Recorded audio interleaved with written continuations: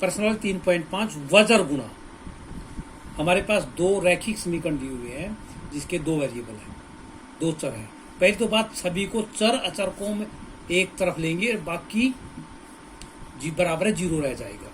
x पहली समीकरण में x के गुणांक को a1, y के गुणांक को b1 और अचर संख्या को c1। इसी प्रकार दूसरे इसमें हम वज्र गुणा में पहले x लिखेंगे, यहाँ y और यहाँ 1। हम b1 b2 से शुरू करेंगे, b1 b2 c1 c2। ध्यान रखें b1 b2 और c1 c2 के बीच में x आना चाहिए। c1 c2 उसके बाद होगा a1 a2 और फिर आएगा b1 b2। b1 b2 से शुरू करेंगे और b1 b2 से खत्म करेंगे। इन दोनों के बीच में x होगा, इन दोनों के बीच में y होगा, इन दोनों के बीच में x होगा। जब हम x का मान निकाल लेंगे, b1 की और c2 की गुणा करेंगे, माइनस का निशान ये डॉटेड में दिखा रहा हूं, ये माइनस में आएगा। b2 c1 बराबर है। अब c1 और a2 की गुणा y बटे में c1 a2 और ये डॉटेड इसका मतलब ये माइनस में आएगा, माइनस c2 a1 बराबर है 1 बटे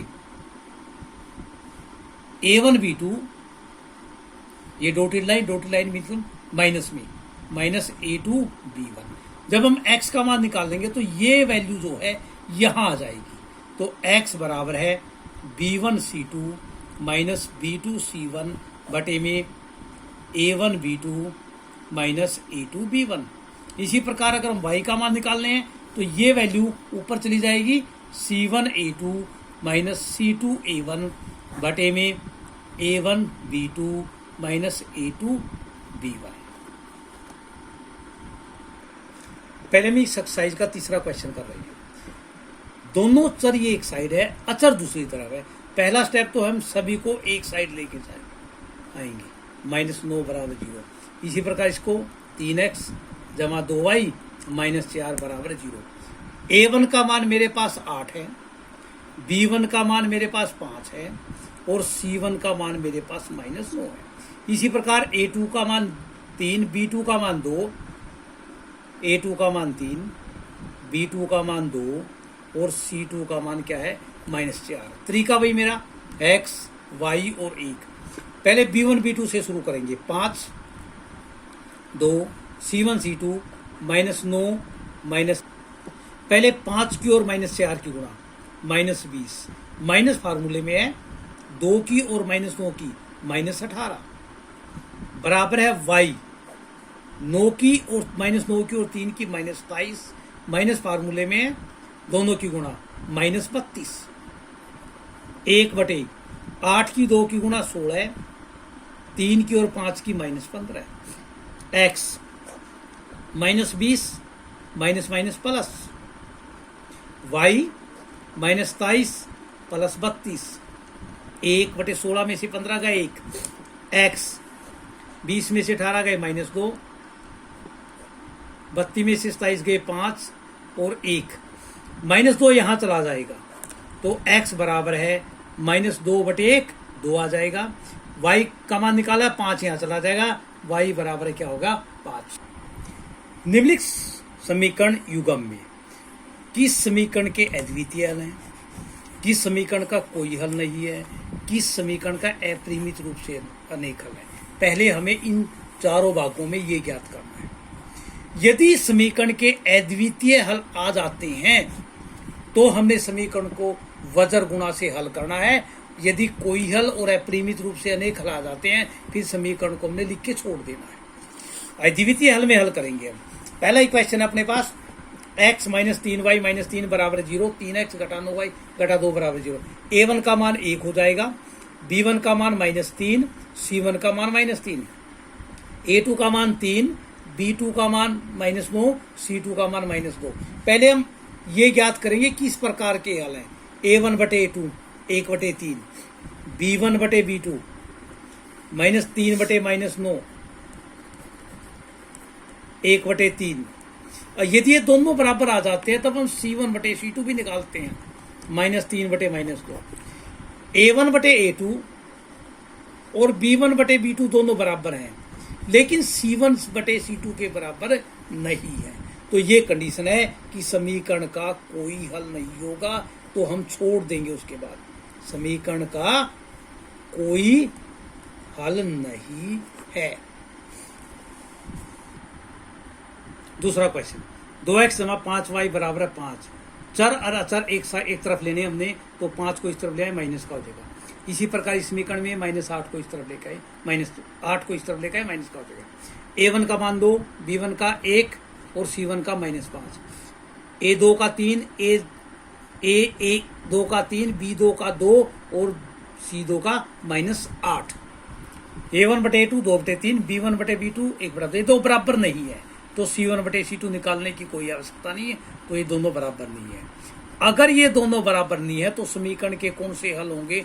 अद्वितीय हल होंगे। समीकरण के अद्वितीय हल है।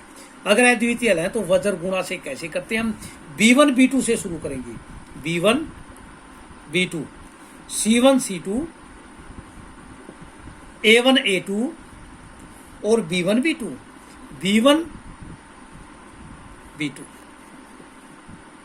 हमने b1 b2 से शुरू करा और b1 b2 पे खत्म किया।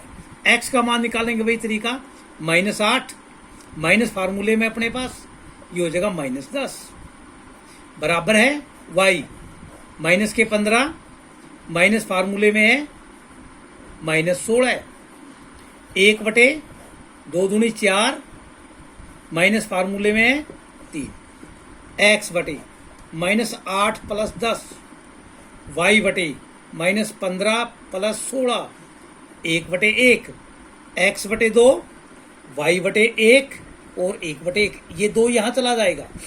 x बराबर है 2/1 बराबर है 2, y बराबर 1/1 बराबर है 1। तो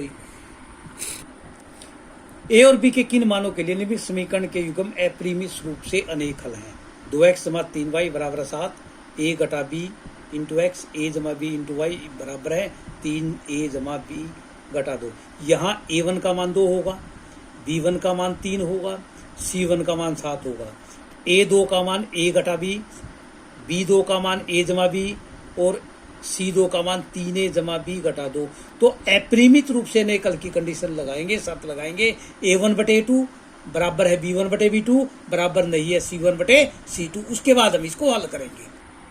यदि समीकरण के अद्वितीय रूप से अनेक हल हैं तो शर्त होती है a1/a2 बराबर है b1/b2 बराबर है c1/c2। a1 का मान 2, a2 का मान a-b बराबर है 3/a जमा b बराबर है 7/3a जमा b घटा 2। पहले इन दोनों को लेंगे हम, आर पार गुणा करेंगे, 3 की इसके साथ गुणा करेंगे 3a घटा 3b, हम 2 की इससे गुणा करेंगे 2a जमा 2b।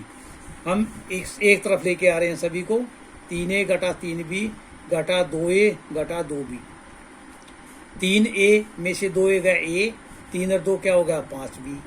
इसी प्रकार हम अभी इस दोनों को लेंगे, हम दोनों की गुणा करेंगे आपस में, 3 की हम इससे करेंगे 9a 3b 3 दूनी 6 बराबर है 7 की इससे गुणा करेंगे 7a जमा 7b।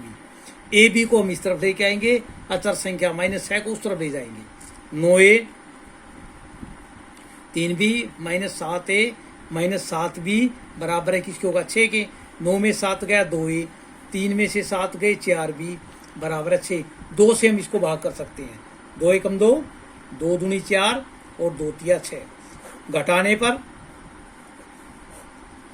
5 में से 2 गया -3 -3, माइनस से माइनस, b का मान 3/3, 3 एकम 3। b का मान समीकरण 1 में रखने पर समीकरण 1 है a घटा 5 गुणा b बराबर 0, a घटा 5 बराबर 0, a बराबर है 5। दूसरे का दूसरा भाग, k के किस मान के लिए निम्न समीकरण का युग्म का कोई हल नहीं है? 1 का मान 3 हो जाएगा, b1 का मान 1 और c1 का मान 1, a2 का मान हो जाएगा b2 का और c2 का। और कोई हल नहीं है तो शर्त लगाएंगे a1/a2 बराबर है b1/b2 बराबर नहीं है c1/c2। पहले दोनों से a1/a2 और b1 बराबर है b1/b2, उसकी क्रॉस मल्टीप्लाई करके उसी से k का मान हम निकाल सकते हैं। 3 तक सम करने हैं।